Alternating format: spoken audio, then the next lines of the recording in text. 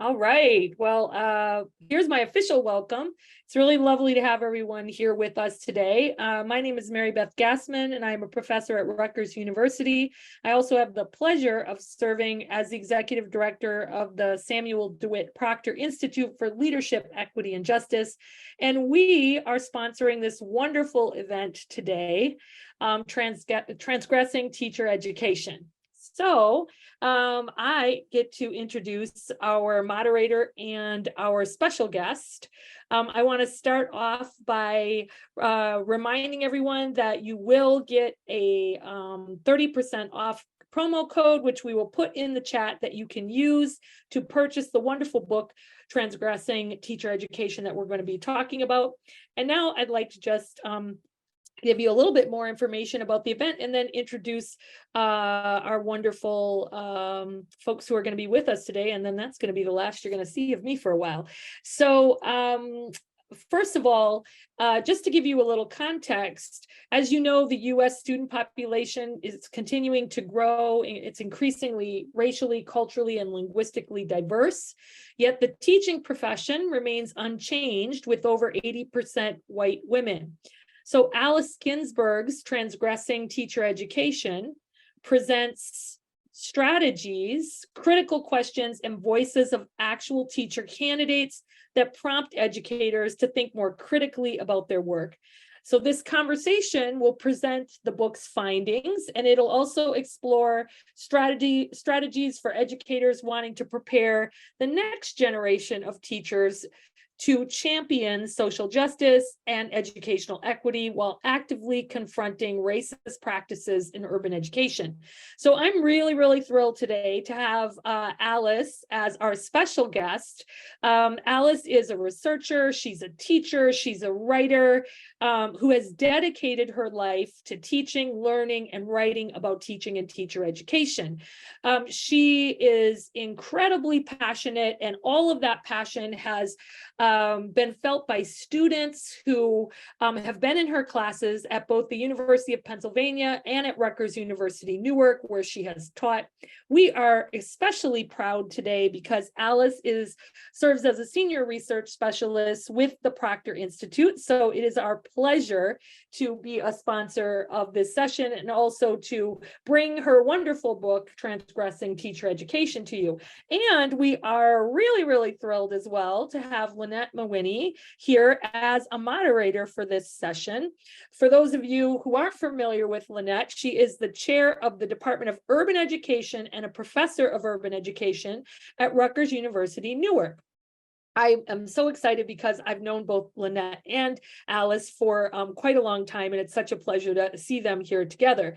Lynette is also affiliated, she's also an affiliated faculty member with the Africana Studies Department, and she has always had just a wonderful love of teaching, and she's also been deeply passionate, just as I mentioned Alice is, for teaching and learning about teaching. Also, Lynette's research focuses on retention and recruitment of teachers of color, and also diversity, equity, and inclusion practices in K-12 urban schools. So I cannot think of a better duo to have this conversation. And so Lynette, take it away. I am very excited to hear what the two of you are going to talk about. Thanks so much. Thank you. And Alice, really excited to talk with you today about your book. I know it's been a labor of love, and I know everyone else is really excited to hear about it today.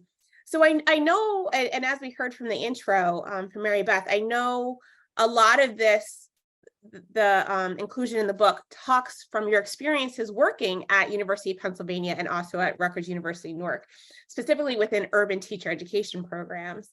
So what specifically about your experiences prompted you to actually write this book?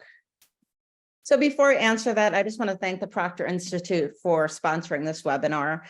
So the first teacher education course I ever taught was a 2-semester course called Inquiry into Practice. And the candidates in my class were working full-time in urban schools as part of the Teach for America program, and then coming to Penn at night to get their master's in urban education. So most of them didn't have undergraduate degrees in teacher education, and many of them had never been in or worked in urban schools that were overcrowded, underfunded, where they had to work with scripted curriculums. There was intense pressure to teach to the test.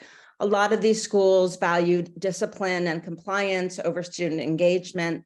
And a lot of these schools viewed students of color and their families and their communities from a deficit perspective.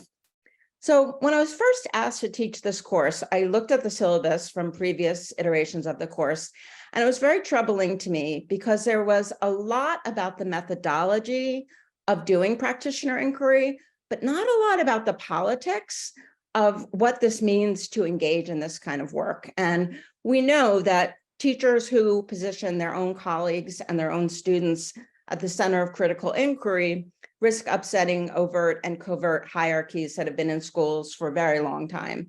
And as I say in the book, many times this means being the first one to challenge an injustice, disrupt the taken for granted, or even just break a long-held silence. So in their weekly journals and in our class discussions, my students were raising question after question. And I want to read some of these to you verbatim because I don't think we hear them enough in teacher education. And I think this is really at the heart of what our candidates are experiencing. So I'm going to read you some of these questions. Yeah, that's great. Why do I expect my students to be interested in what I'm teaching if I'm not interested? How do I understand students' feelings of negativity and defeat and address that? What do I do when I see students being treated unfairly? How do I get students to question what's going on around them? How can I speak up without endangering my job and my relationship with my colleagues? How do I find my place in a school where I feel out of place? How can I support my students when I don't feel supported? What's the difference between simply dealing with a problem and finding a solution? And lastly, can we change the systems we teach in? Should we even try, or should we put our energies elsewhere? And while all of these questions were very disturbing to me, the last one of whether we should even try to change these systems or just put our energies elsewhere was always the pervasive elephant in the room. And this seemed to be particularly acute for candidates of color. And I wanted to just share a couple quotes from candidates of color. So one of them said, "Normally, I'm a very vocal person, but I realize just how silencing my job has become based on the way I express how disempowered I feel. The environment I work in has forced me to be silent as a means of survival." And another candidate of color wrote, "Each week, I'm faced with struggles that stem from my reluctance to conform to policies, seemingly those set in stone, that are downright unfair to students. I grapple with students in order to make them conform to policies I don't believe in, and I grapple with the administration because I feel forced to facilitate policies that I don't believe in." So to get back to your question, in many ways, I wrote this book because I felt I owed it to my students. I couldn't send them out into schools where they felt forced to facilitate policies that they didn't believe in, or they felt forced to be silent as a means of survival. And as Bell Hooks says, and in a minute we'll get to why I named this book after her, there has to be a setting for folks to voice fears, to talk about what they're doing, how they're doing it, and why. And I wrote this book because I wanted to create that space for my students and also for future teacher candidates. And I wanted them to know, one, that they are not alone in asking these really hard questions. We don't see them a lot, but they are there. Also, that their struggles in urban education are not simply a result of their inexperience, or, as a lot of them have been told, their incompetence.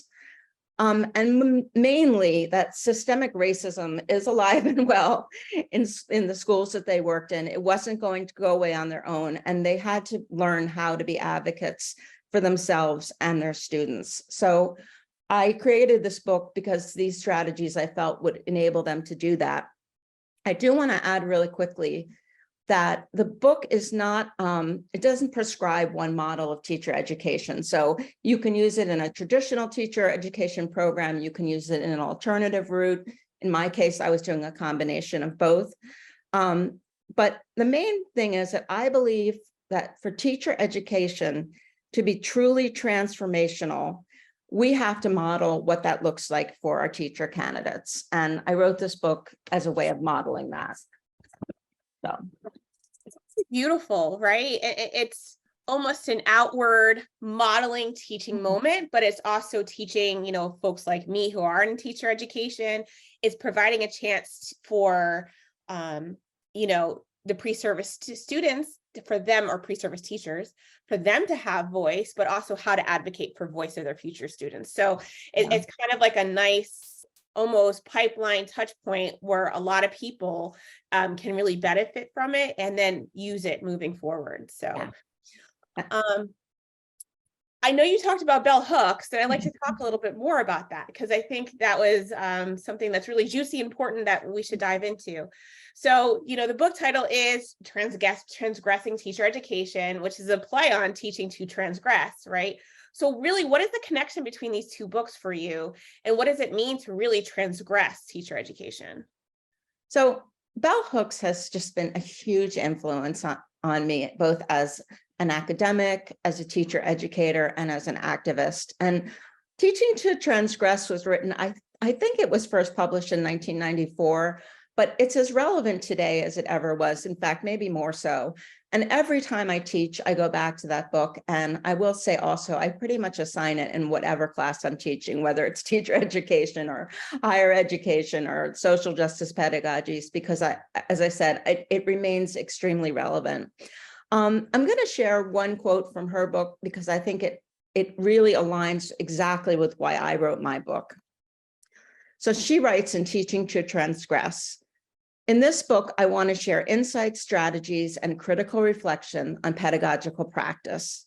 I intend these essays to be an intervention, countering the devaluation of teaching, even as we address the urgent need for changes in teaching practices, urging all of us to open up our minds and hearts so that we can know beyond the boundaries of what is acceptable, so that we can think and rethink and create new visions. I celebrate teaching that enables transgressions, a movement against and beyond boundaries. It is that movement that makes education the practice of freedom." And the word transgression to me, I loved the idea of it pushing up against boundaries. And I think it was a very active word for me. Hooks also really believes strongly that theory and practice need to go together, and that in fact, they're a reciprocal process where one enables the other. And she also believes that, we can't ask our students to take risks if we're not being vulnerable alongside them. And this is really important because I feel like as academics, we have to show that we're experts on everything. And the reality is that we're not. And in teacher education, it's really important. Our candidates are the ones that are on the front lines, and they bring a certain expertise that we really need to listen to in the classroom. And she also writes that despite a lot of rhetoric around inclusion, a lot of professors still teach to a predominantly white group of candidates, or that they just assume that candidates are going to be white.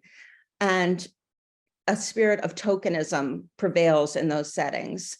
And I feel like that's really important. Teacher education has to address the issues that teachers of color face, which are very different from those from white teachers. And if we don't do that, we're going to lose them. And this is something, we can talk more about in the question and answer, but that was very important to me. And then similar to Hooks, Teaching to Transgress, my book seeks to disrupt or transgress the status quo of teacher preparation.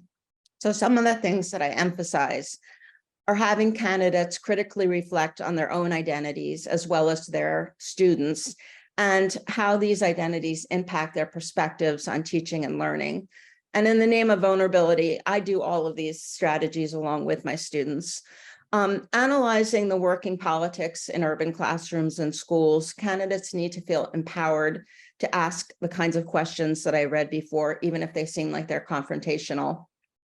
Challenging deficit assumptions about communities of color, and then also transgressing false notions of whiteness that are attached to issues of meritocracy and assimilation that too often define our teacher education coursework.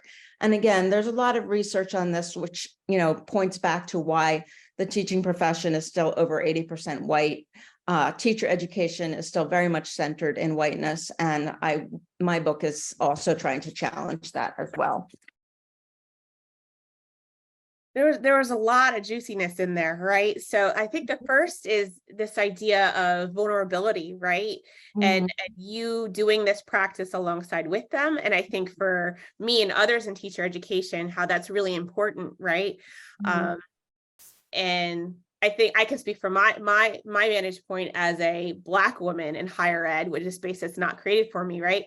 I can be vulnerable sometimes, but almost to a point. But with my students, that should be different, right? And to do that practice. So thank you for that reminder, which I think the book is ultimately trying to do. But you also mentioned, with hooks, this idea of theory, theory and practice, and vice versa. And what's nice about this book, it's not a book for book's sake, it's to actually do something. Yeah. And with that, you have some strategies that are built in there. So Yeah. tell me a little bit more about those strategies that you include in the book and why you think it's needed for urban teacher candidates. Yeah, so I developed these strategies over all the years of teaching. It took me a long time to write this book because I would try the strategy out, and then, the next time I taught, I would try a different variation of it. I really wanted to, make sure that they were accomplishing the goals that I set out for them. The book has 8 original strategies, including a call for action at the end. And obviously, we don't have time here for me to go into all of the strategies, but I'll just tell you a little bit about some of the things in the book. So one of the first things I ask teachers to do is something called intersectional identity mapping. And what makes this strategy unique is that I don't just ask candidates to consider their diverse identities or their intersectional identities, but I ask them to consider issues of positionality. And I feel like this is often what's missing in a lot of the privilege walks and things that we do to think about, the privileges we have. I want students to think about, is this an identity that I inherited? Is it something that I chose? Is it something that's always visible? Can I hide it? Is it something that I'm proud of? Is it something that changes over time, such as social class or educational attainment? And is it something that changes in different contexts, such as when I'm with my family versus when I'm in a public space? And one of the goals of this exercise is to get candidates to understand the ways that their identities can be manipulated, and the way that they view themselves is not necessarily the way other people are going to perceive them. And this is important because it ultimately leads them to rethink what culturally relevant pedagogy is. It's too often based on cultural stereotypes that fail to reflect the full intersectionality and positionality of students. So that's one activity in the book. In another chapter, I provide a strategy focused on asset-based teaching. And this is really in contrast to most teacher education courses ask students to write an educational autobiography, or what is their personal philosophy teaching statement. And, I did that for a while, and I felt like it was somewhat flat. So I ended up creating a strategy where I asked my candidates to create a 3D collage, a mixed media collage that addresses all of the cultural capital wealth in Tara Yosa's work around social capital, cultural capital, linguistic capital, familiar capital, navigational capital, and resistant capital. And I asked them to represent each of these forms in their collage, but they can use photographs, artifacts, street signs, music, family recipes, whatever they feel represents that kind of capital for them. And it's not only an effective way to help candidates think about all the assets that maybe they didn't know were assets, but it's also something that they can do with their future students. And I think it's a much richer way to get to know people than, as I said, just sort of like the educational autobiography. So that was another strategy in the book. Another strategy I have is called Who Are Those Kids? And this uses critical discourse analysis to better understand the subtle and not so subtle ways that we otherize students of color and make assumptions about their intelligence and their ability to learn. And the overall goal of this strategy is to have candidates go through buzzwords like the achievement gap, at risk, proficiency, accountability, and think about, what we're really saying when we use those terms, and what are some of the racist assumptions beneath them. And then another strategy focuses on the issue of smartness and how that's become entangled in schools with issues of like obedience and assimilation. And in this strategy, I draw on the work of Beth Hatt. She did an ethnographic study of a kindergarten classroom, and what she realized was the way that the teacher was using smartness was a way of social control and positioning students along racial and class lines. She says smartness was more a verb than a noun. It was something that teachers bestowed on students and then came with privileges that further reinforced that those students were better or more worthy than others. So for this strategy, I have candidates, if they can, observe real classrooms, but if not, candid videos of teachers that you can find online, and really look at, how they define which students are smart and how they communicate to students that they're smart. Because a lot of times what you hear is, oh, you tied your shoes so well, you're so smart, when that's really something that, you learn or you don't learn at home. It doesn't have to do with smartness, but it has to do with, complying with the expectations and rules of the classroom. I also have a chapter where I use design thinking. So you can see I used critical discourse analysis, design thinking, things that are already out there, but I try to apply them in new ways. And for the design thinking exercise, I asked students to think about, when we make changes in schools, what are the different stakeholder groups? How do they benefit? And this really draws on critical race theory and the idea of interest convergence, which I think is extremely important. And then after all of these strategies, there's critical reflection questions that candidates can use on their own, or there's also questions that they can use in a classroom environment. So it could be a textbook in the sense that candidates could discuss this with other candidates. And the questions are followed by real excerpts from my candidates' journals and practitioner research projects, which, they gave me permission to use, obviously using a false name. But in the book, I call these transgressive voices, and it's a huge part of the book for me. Thank you for that. Just those three strategies that you mentioned was great. I can't.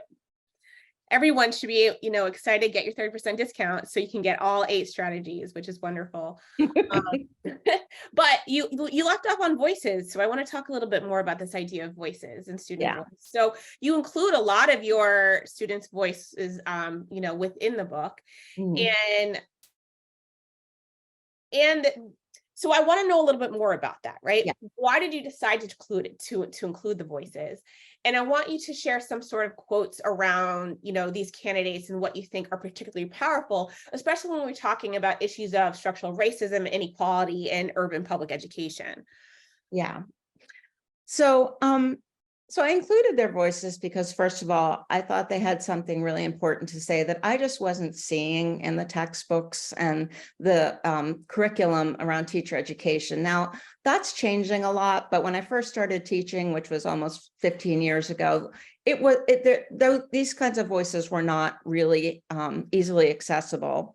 And in fact, I can't tell you how many times I had a candidate come up to me and say, I'm in my second semester of a master's program in urban teacher education, and this is the first time anyone's ever asked me to critically think or openly talk about systemic racism. It seems crazy. I mean, I would just say to them, what? You're in your second year of a master's program in urban education? But it just was not happening. And so, going back to Bell Hooks, where she says there have to be opportunities for candidates to voice their fears and there shouldn't be any gap between theory and practice.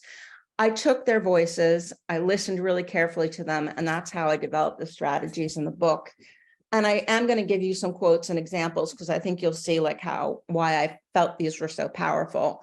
So one of the most disturbing candidate reflections in my book has to do with teachers labeling students of color in blatantly racist ways, and then passing on these labels to students as they navigate through the school system. So my candidate, Tisha, writes, I'm just going to read her quote. As a new teacher, I experienced firsthand the warning about certain students and the list of labels to describe young children. A teacher at my school went through the roll call list describing the students she had the year before as demons, vampires, and terrorists. Demons were students who didn't follow the teacher's orders. Vampires were students who bit other students, and terrorists were students who got into fights with other students. And I think it's really important to point out here that she's working with all low-income students of color, which really raises the question, would we ever, go into affluent white classrooms and give students labels that equate them with monsters, with actual monsters? And she concludes that students carry these labels and stigma everywhere they go, and they struggle to find a place in an educational framework that does not care to invest in them. So that was one. Another one that was just, very interesting to me, I had a candidate who did her practitioner inquiry project on the school's practice of visually representing elementary school students' behavior with a giant traffic light in the middle of the classroom. And Lynette, I don't know, does this still happen? I mean, I hear this over and over again. But basically, there's a traffic light in the middle of the classroom, and as the students get in trouble, their names are on clothespins and they go from green to yellow to red. And if they end up on yellow or red, then a note is sent home to their parents and, quote, they're in trouble. So for her practitioner inquiry project, she actually asked students, how do you feel when that happens? And this is what she says. When asked how they feel when they moved from yellow or red on the traffic light, some students responded, "It makes me sad and it makes me mad, mad, mad, really mad." And this is so upsetting. One student said, "It makes me want to hit myself." And another student said, "It makes me want to holler when I go from yellow to red, holler, like, ah," and the student like hollered at my candidate. And my candidate, Liliana, she concluded the possible negative effects on students' emotional status suggests that these policies were actually hurting students' learning experiences. And she says, it's important to remember that these students were very young, between the ages of 5 and 6 years old. And while it may be unrealistic to expect that there'd be no behavioral policies in place in the school, they didn't always have to be so negative and so public. And she said, it's important to remember that children make mistakes, and how they fix these mistakes is what matters the most. Similarly, I had a candidate, Enrique, who talked about his school's policy where the students had to walk down the hall doing something called hip and lip. And what that means is you have one hand on your lip, on your hip, and one hand on your lip, and you walk in complete silence and you walk like this. And Enrique wrote, how are we supposed to encourage students to be active thinkers when we're silencing them to the point that they're covering their lips with their fingers? It's interesting that society feels that students from a very specific background are the ones who need these strict discipline policies. Why do students of color in Camden, New Jersey need to walk down the hallway silent with one hand over their lip and the other on their hip, when students in wealthy suburban schools are able to walk down the halls freely? And similar to Liliana in his practitioner inquiry project, Enrique asked his students, how do you feel when you have to walk this way? And this first answer, just every time I say it out loud, my heart thuds. But one of the students said, sometimes I feel like I'm going in a trash can and eating it. It makes me feel so bad like that. And another student said, I don't like it. It hurts my arms.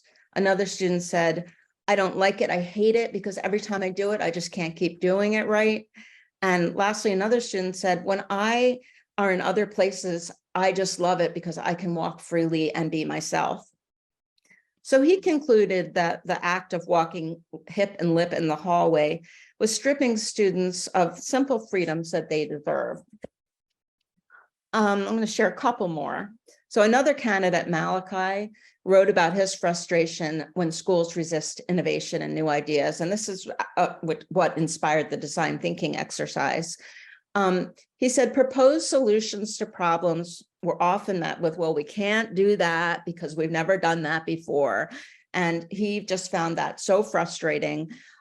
He said, I am a staunch believer that if you want radical change, you need radical solutions. But every time he would come up with something, it would be shut down on the basis of that's just not how we do it.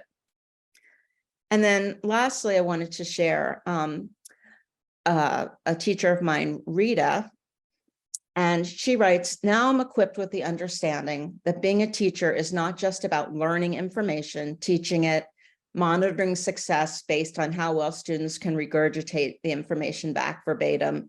Being a teacher is also about learning from students. I must be willing to listen with ears and my heart when students are communicating what is of value to them. I must be open to teachable moments, even when I myself am the one being taught.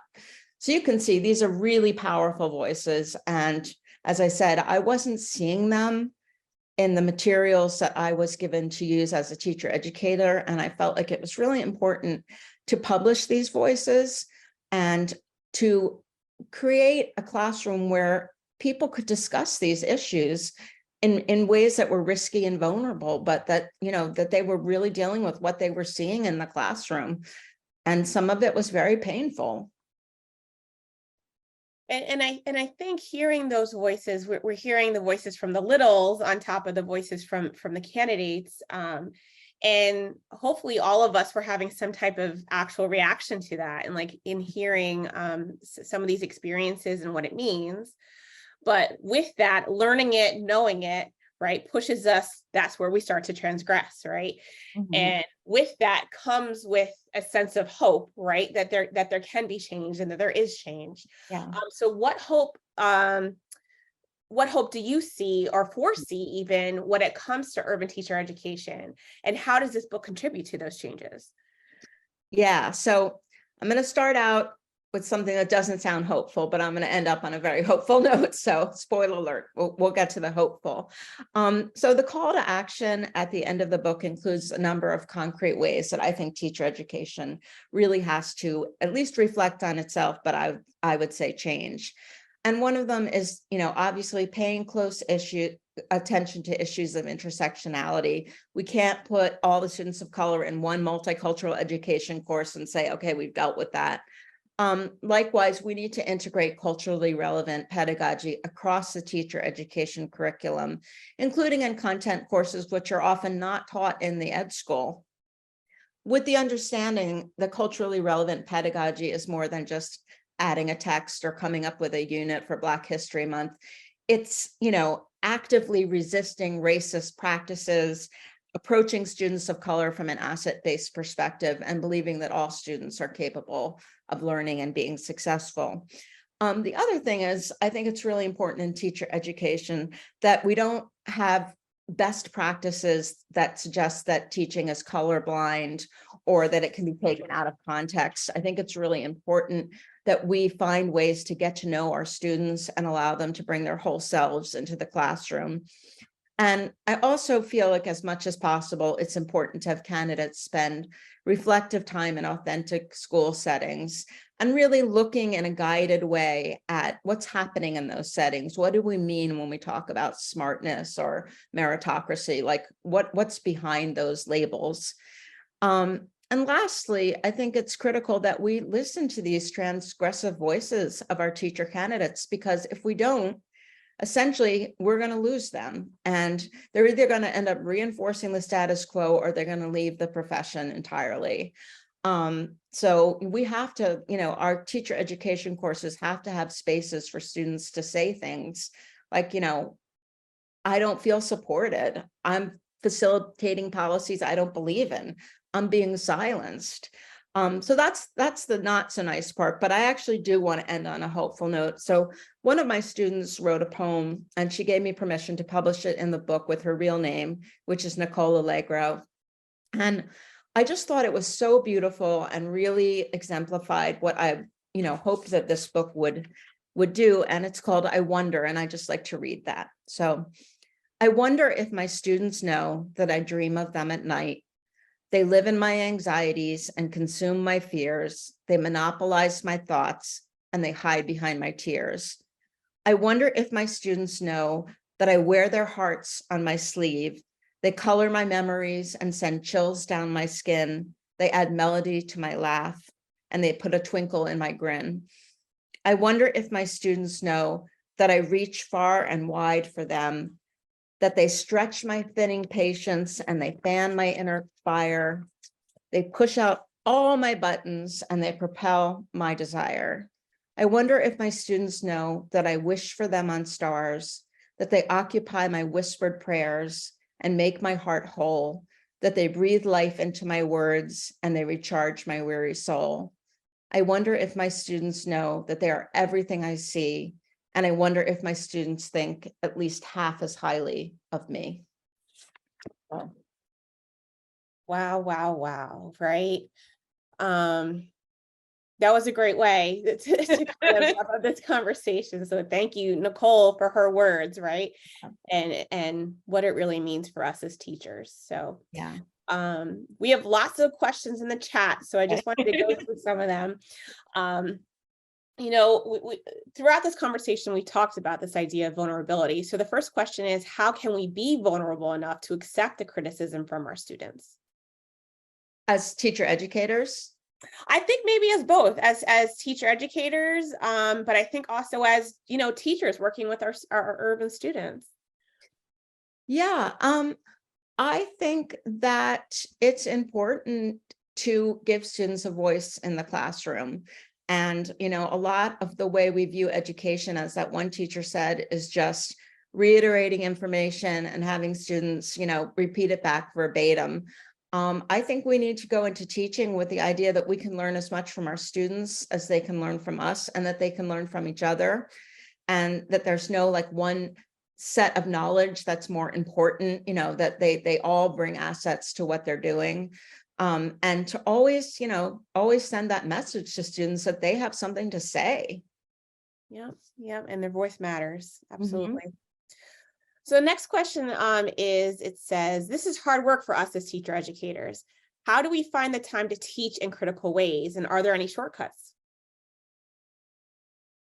I don't think there are any shortcuts, although I would be remiss if I didn't say read the book, because there's some great strategies in there. There you go, 30% off code. Right, exactly.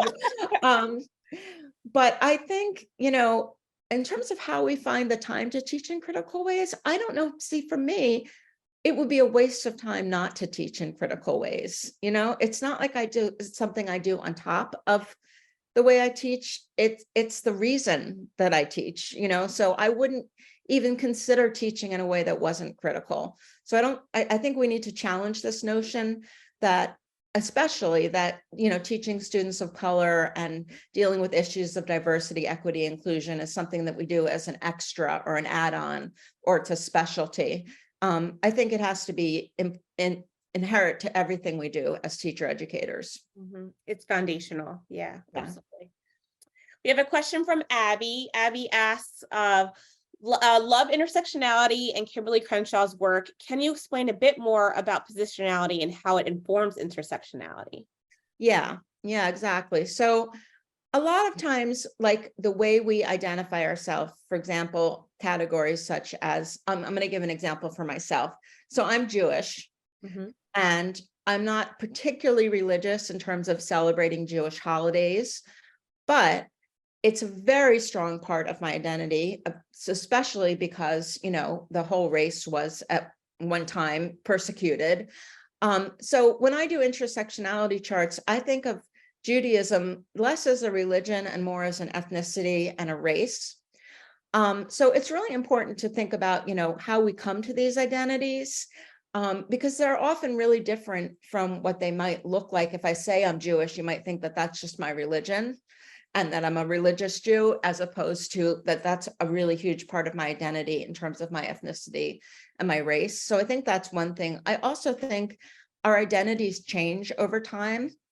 And one thing that was interesting, we were doing this strategy recently, and we're talking about the issue of social class and what it was like for teachers who grew up really poor, but now have a, you know, a living wage, or, you know, are living in the middle class category, and how even though they are making money now, they still carry around that sense of what it means to be poor, and still like hide money in like little boxes and things like that, because there's still that fear that they can go back to that. So again, I think our identities are not as simple as just saying like I'm middle class or I'm poor or something like that.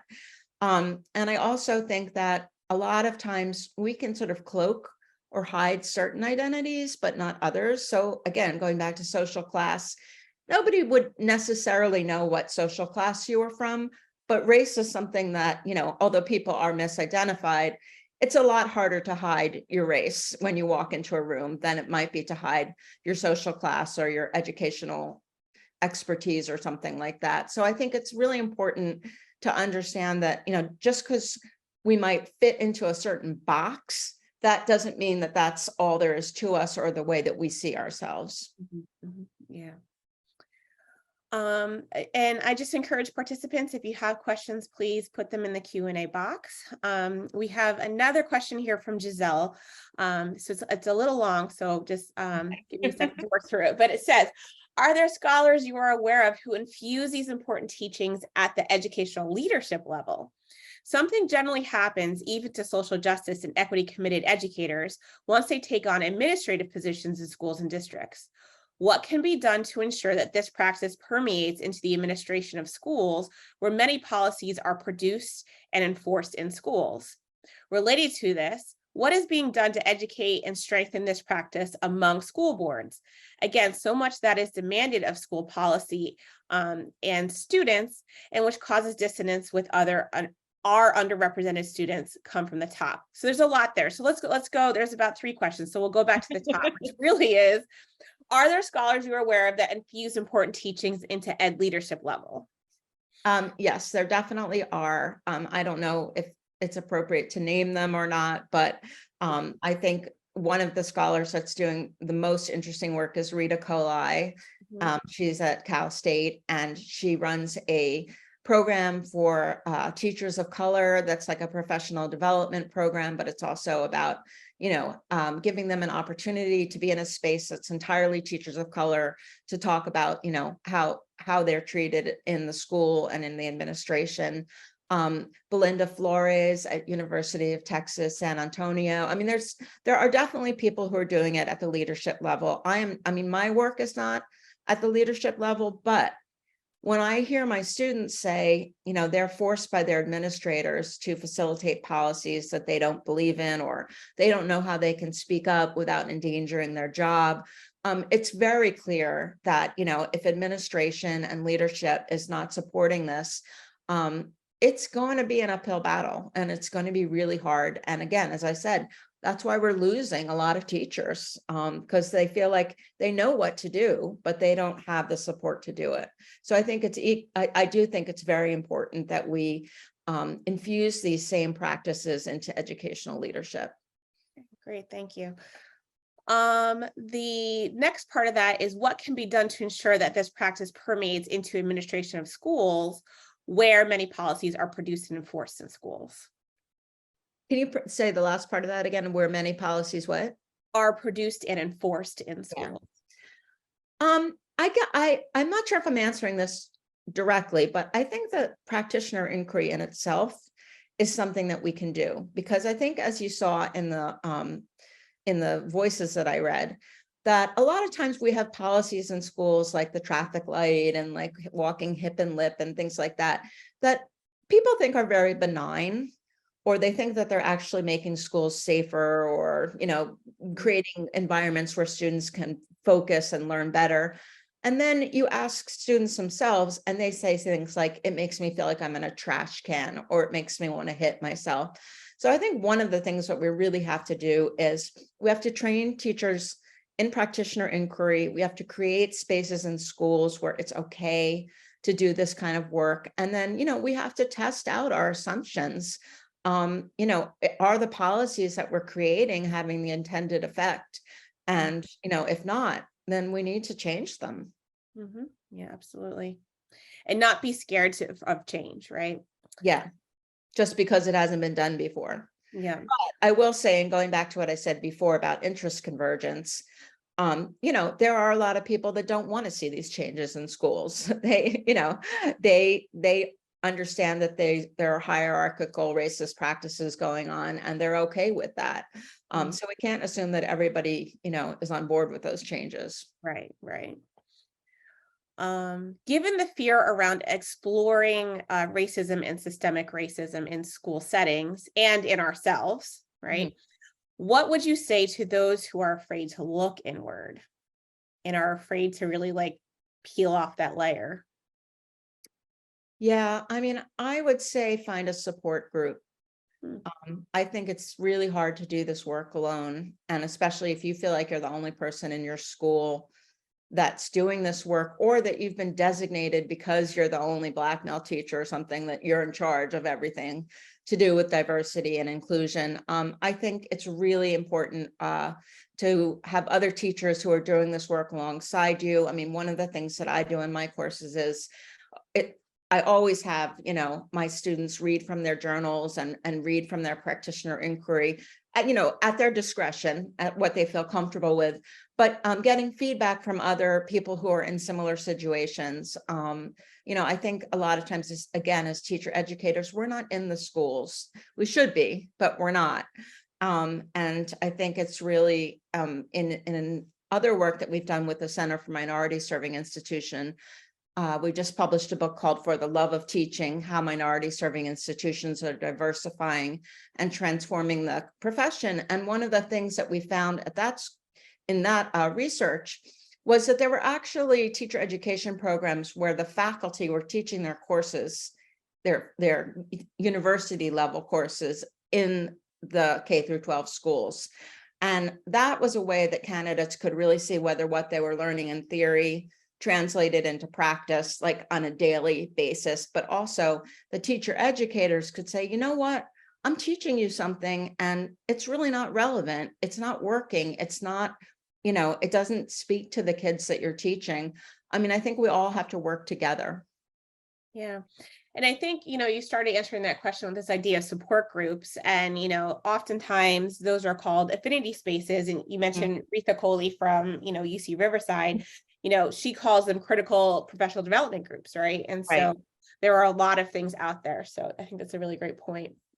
And I do want to say that, like, when I started teaching, there was not a lot out there. There really is now. I mean, the issue of both diversifying the teaching profession and looking at systemic racism in schools, especially in urban schools and schools that are heavily populated by students of color. I mean, there's a lot more being done on it now. And, I'm very happy that that is the case. But, it wasn't so much, when I first started teaching. Right. But I think that that's hopeful, right? That there's change and there's shift. Change is definitely happening. Yeah. Abby also asks, I'm curious about how you define smartness, intelligence, and cleverness. How do these concepts aid or inhibit us with regard to justice doing in educational fields?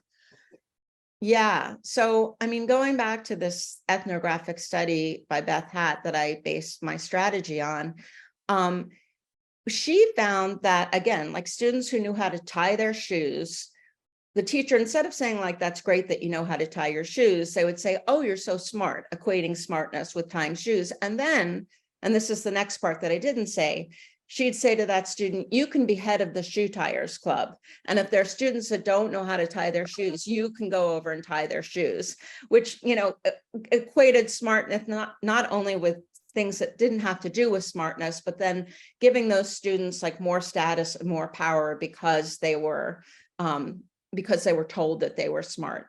And, I think it's really important that we don't look at smartness. We detach it from the sense of compliance and doing what's expected of you. And it's more about asking critical questions and, just being open to different perspectives. Yeah. And Lynette, if you have, I mean, you're such an amazing educator, like, please, if you want to jump in any of these questions, please do, because, I know that you've been doing this work as long as I have. So thank you. Thank you for the invitation. This next question is a good one though, because it's gonna, let's talk about the peoples out there, right? So given politics in our nation right now, which is, little bit of a hot mess. It Mhm. seems that politicians might think that this book is dangerous. What would you say to them? Good. I'm happy. I hope they do. Because if it's not dangerous, it's not doing its job. I mean, I make no bones about it. I want to change the racist practices in our schools.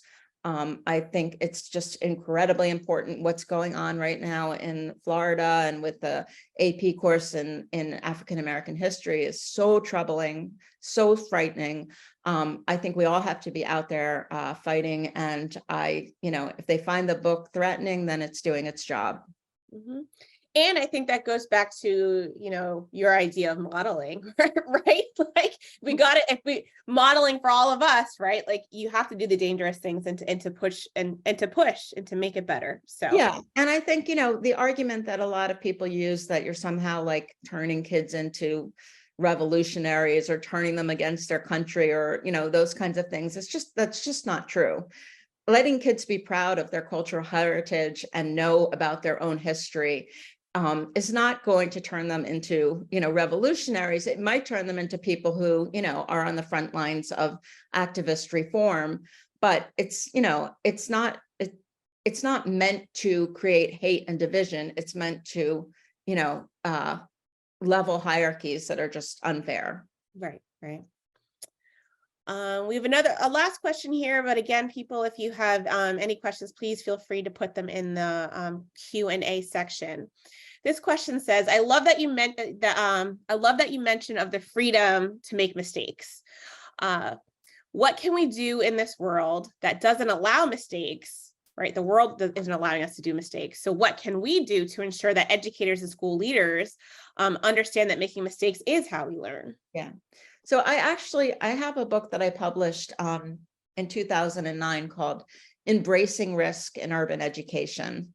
And what that book was, I went and I looked at 4 very, very different schools, all public schools, all in the city of Philadelphia, that embraced inquiry-based learning and collaborative learning and problem-based learning.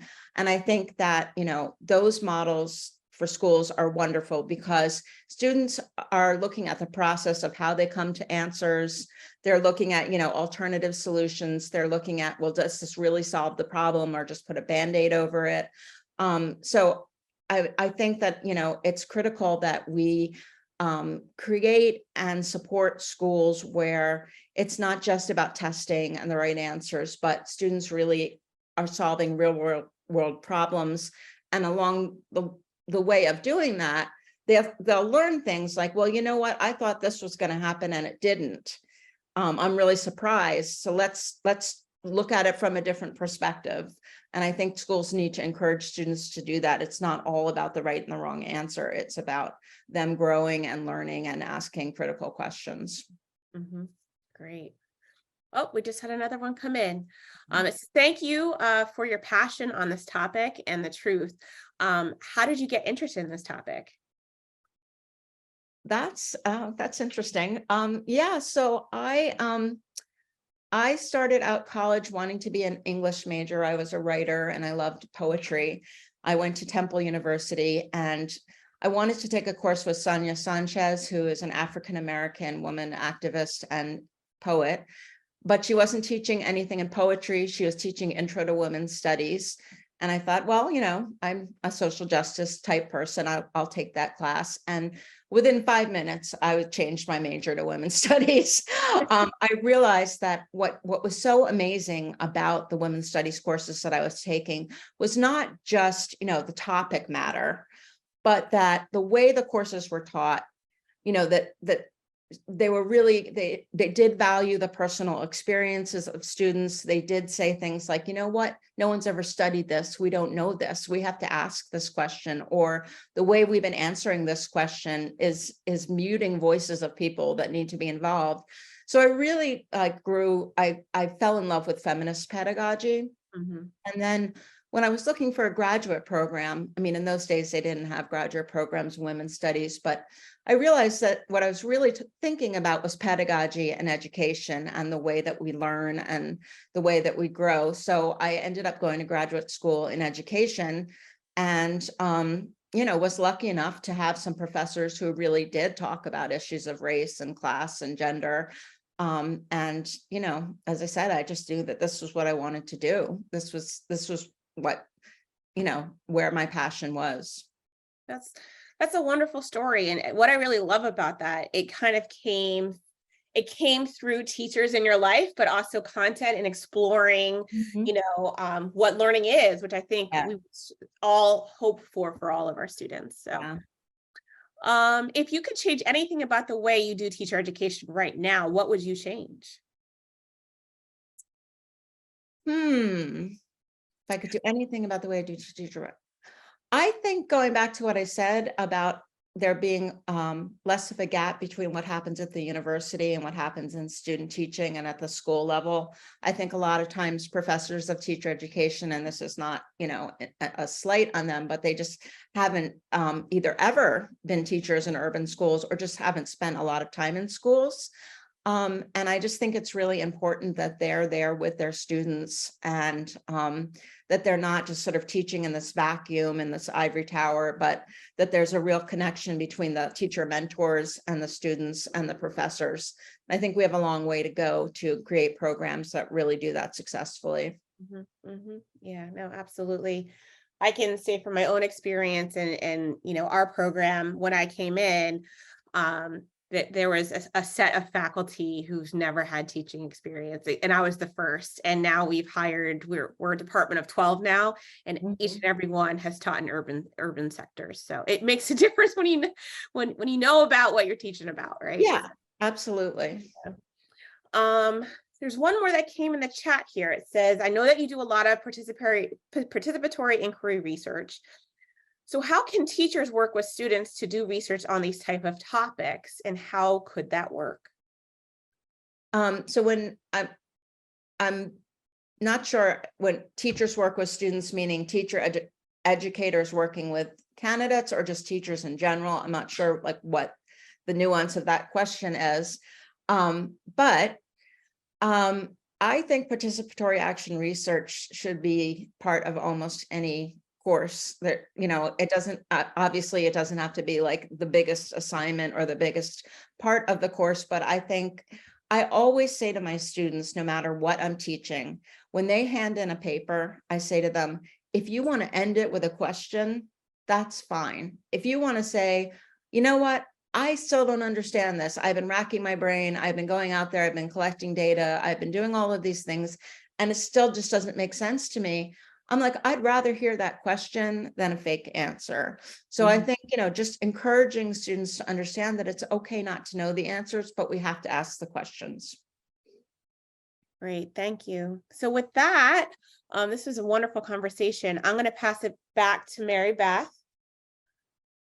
Great. Thank you so much, both of you. That was really wonderful. I learned so much. And as someone who does not come out of the teacher education area, but just tries to learn as much as I can whenever I can, but who also proudly sent my daughter to public schools in Philadelphia. I just really, I love listening to both of you. So thank you so much. Thank you, Alice, for writing this wonderful book. And thank you, Lynette, for, chairing a department of teacher education, urban teacher education, and for doing great research and great work as well. For all of you, please check out books by both of these wonderful women who have both published wonderful books. Take a look in the chat. You can see that there's a 30% off code. And also you will all receive not only the code via email, but once we do a little work on this video, we'll be sending you the video so that if you want to use it in your teaching practices, you can, or to just learn a little bit more. So thank you so much to the Proctor Institute for sponsoring the event. Thank you to Natalie Passoff for doing tech behind the scenes. We always have to make sure to thank folks who are working behind the scenes. And thank you all for joining us. We really appreciate it. Please follow the Proctor Institute on Twitter or Instagram or LinkedIn or Facebook or wherever you like to be social. And I just want to say thank you. Thank you, Mary Beth, for supporting this kind of work, because always. My pleasure. Thank you. Take care, everybody. Bye. Thank you.